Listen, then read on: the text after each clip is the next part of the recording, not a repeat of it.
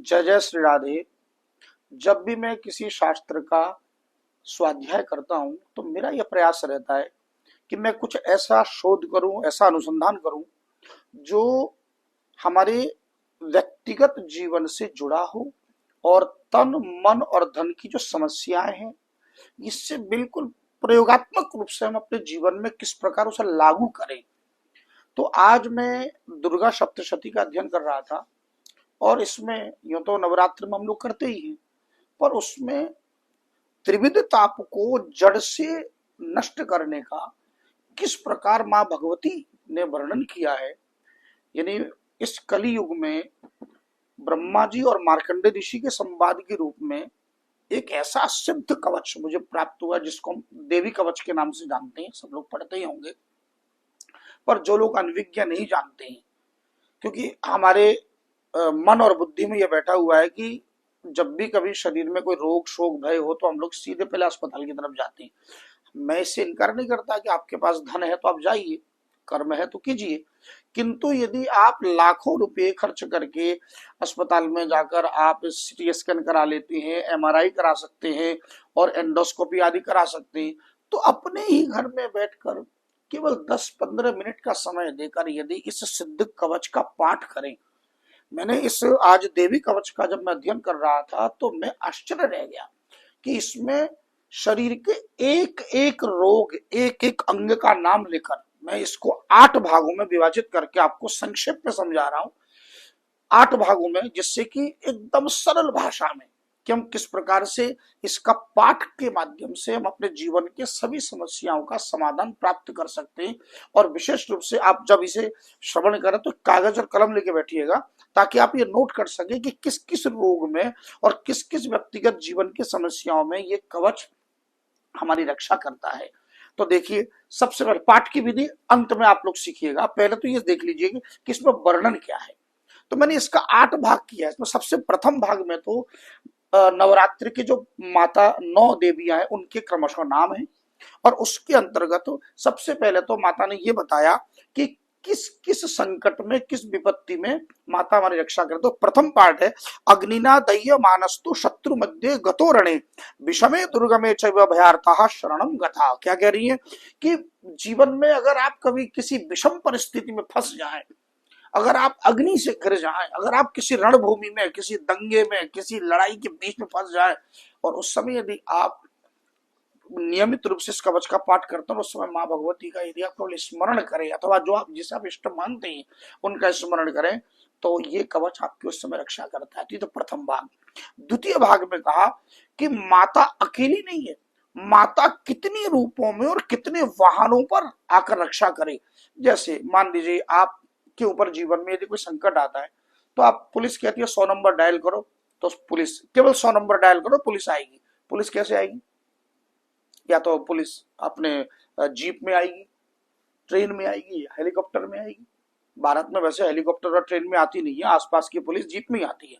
लेकिन इसमें यह बताया गया है कि माता कितने रूपों में, किस किस वाहन में आती है। मैं केवल एक श्लोक पाठ के बताऊंगा कि प्रेत संस्था तु चामुंडा बाराही महिषासना ऐन्द्री गज समारूढ़ा वैष्णवी गरुड़ासना। यानी माता वैष्णवी गरुड़ पर सवार होकर आएंगी, ऐन्द्री माता गज पर आरूढ़ होकर आएगी, और चामुंडा माता प्रेत पर सवार होकर आती है, और बाराही महिषासना और स्वयं माँ बाराही महिषासुनी भैंसे पर सवार होकर आती है, और वृषभ पर आरूढ़ होकर ईश्वरी देवी स्वयं आती है, और ब्राह्मी देवी हंस पर बैठकर समस्त आभूषणों से सुसज्जित होकर अपने भक्ति की रक्षा करने आती है। ये दूसरा भाग है। ये दूसरे भाग में माता किन किन रूपों में अपने भक्ति की रक्षा करती है।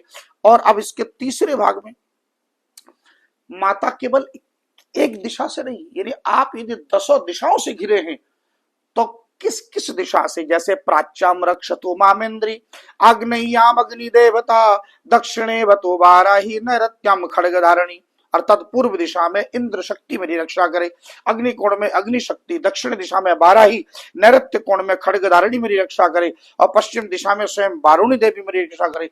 अर्थात 10 दिशाओं में, ऊपर भी नीचे भी, दाएं बाएं सर्वत्र आपकी रक्षा करे। तो ये तीसरा भाग है।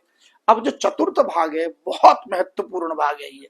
अब आप कागज कलम का प्रयोग कर सकते हैं कि शरीर के किस किस अंग की रक्षा में माँ भगवती तत्पर है। जैसे दंतान रक्षतो कौमारी, कंठ देशे तु चंडिका, घंटिकाम चित्र घंटा च महामाया च तालुके। दंतान यानी कौमारी माता दांतों की रक्षा करे, यानी जो दांतों के रोग से पीड़ित रहते हैं। और चंडिका कंठ प्रदेश की रक्षा करे, चंद्रघंटा गले की रक्षा करे है। और सर्वमंगला देवी माता स्वयं वाणी की रक्षा करे, कामाक्षी देवी ठोड़ी की रक्षा करे है। महादेवी स्तनौ रक्षण महादेवी, मनः शोक विनाशिनी। और हृदय ललिता देवी, उदरे शूलधारिणी, उदर रोग में शूलधारिणी माता ललिता माता। हृदय यानी हार्ट अटैक यदि किसी को हो जाए तो उस समय भी माता। और स्तन रक्षण, हमारे प्राय माताओं में, स्त्रियों में स्तन कैंसर की शिकायत प्राय होती है। ऐसी स्थिति में जो माता इस कैंसर की रोग से पीड़ित है, यदि इस रक्षा कवच का, इस देवी कवच का मां पाठ करे है, सुबह की संध्या में अथवा सायंकालीन संध्या में, दिन में 2 बार भी यदि पाठ करें, आप लाखों रुपया बर्बाद कर सकते हैं औषधि के सेवन में। पर आप यदि केवल एक कवच का पाठ करने में मुश्किल से 5 से 10 मिनट का समय लगता है, इतना करें तो एक एक अंग की रक्षा करने के लिए। इतना ही नहीं, हमारी माताओं में सबसे ज्यादा समस्या होती है कमर दर्द की। स्पष्ट लिखा है कि कट्याम भगवती रक्षित जानुनी बिंदवासिनी, और जंगे महाबला रक्षित सर्व काम प्रदायिनी। 31वां श्लोक है ये है। किस प्रकार से मां भगवती कटी भाग में विंध्यवासिनी घुटनों की रक्षा करती हैं। और अगला श्लोक तो आप देखिए, रक्त मज्जा बसा मांसान्य अस्थि मेदांसी पार्वती। माता पार्वती तो रक्त मज्जा बसा मांस हड्डी और मेद की रक्षा करे, और आंतों की कालरात्रि पित्त की मुकुटेश्वरी रक्षा करे। आंतों के रोग से प्राय, जिसे हम लोग बोलते हैं इंटेस्टिनियल डिजीज, प्राय स्त्री हो या पुरुष, जिसको हम कहते हैं अल्सरेटिव क्या बोलते हैं कोलाइटिस, अथवा पुरुषों में पर हर्निया की समस्या, इन सब बीमारियों से यदि आप पीड़ित हैं तो आप अविलंब मां भगवती का ये दिव्य रक्षा कवच, जिसे कहते हैं देवी कवच, इसका पाठ आरंभ कर दीजिए। और कवच के 5वें भाग में जो आपके पास धन है, संपत्ति है, और सबसे बड़ी संपत्ति हमारी आयु, आयु रक्षतु वाराही, धर्मम रक्षतु वैष्णवी, यश कीर्तिम च लक्ष्मीम च धनम विद्याम च चक्रिणी। स्पष्ट 2 श्लोकों में बताया कि मैं गोत्र की रक्षा मां भगवती, कीर्ति लक्ष्मी धन की रक्षा करे है। आप मेरे महालक्ष्मी मेरे पुत्री की रक्षा करे, भैरवी पत्नी की रक्षा करे है। पुत्रान रक्षेन महालक्ष्मी भार्याम रक्षतु भैरवी। इस विषय में एक बड़ा सुंदर उदाहरण भी देते हैं संत लोग कि एक बार किसी ब्राह्मण से इसका पाठ कराया, तो उस समय ब्राह्मण जो पाठ में आए थे उन्होंने भार्याम रक्षतु भैरवी की जगह उनके मुख से निकल गया भार्याम भक्षतु भैरवी।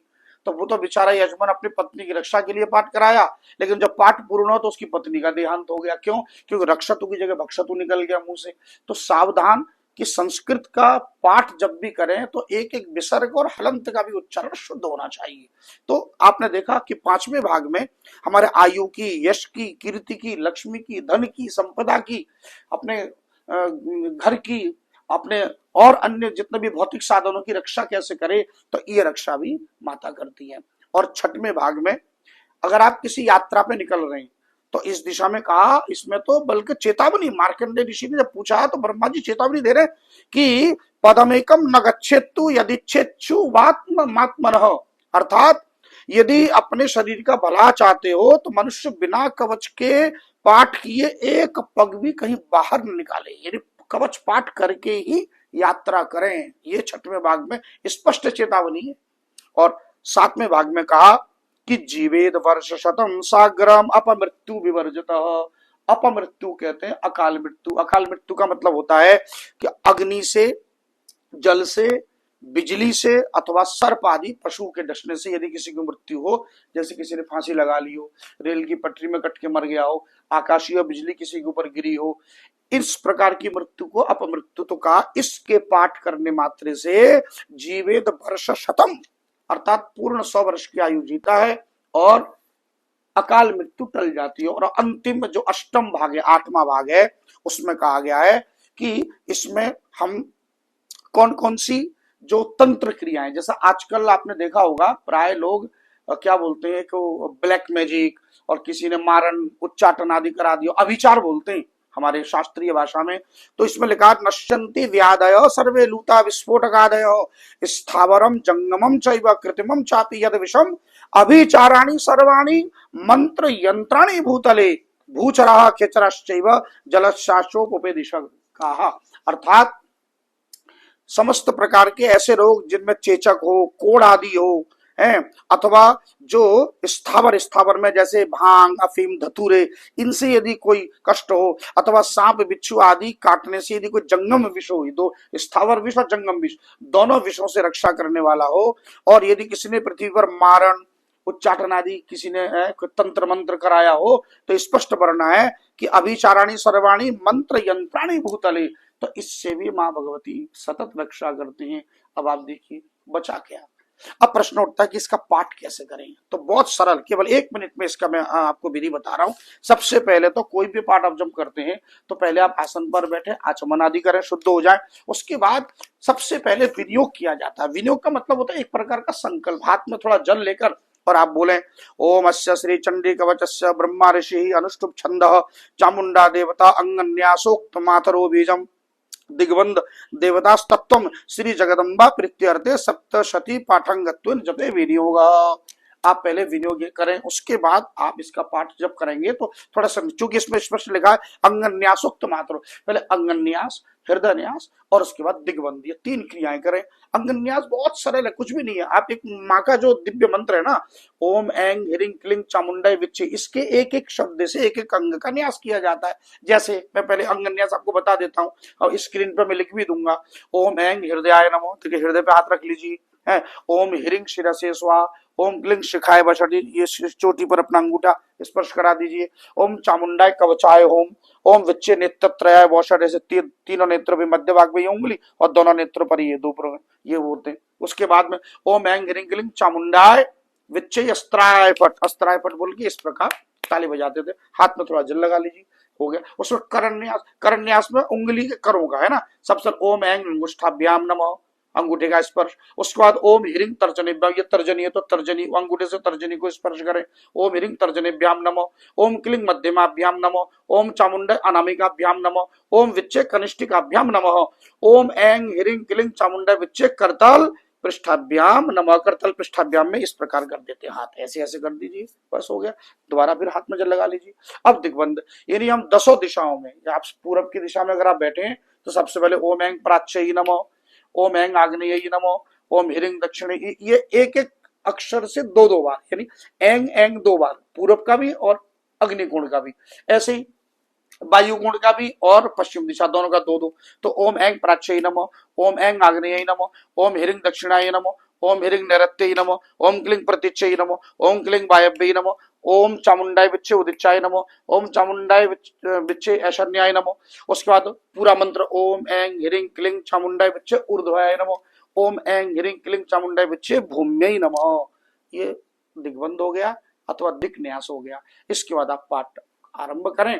और ये पाठ में एक विशेष बात और बताऊं, ऐसे बच्चे अथवा जो बहुत रोगी हो और आईसीयू में भर्ती हो, जो पाठ नहीं कर सकते बोले तो वो क्या करें, अथवा जो संस्कृत नहीं जानते वो क्या करें, तो उनके लिए हमारे चरण पीठ में हमने ऐसी व्यवस्था की है कि विशुद्ध भोजपत्र पर इस पूरे 56 श्लोक को हस्तलिखित कवच हम उपलब्ध कराते हैं।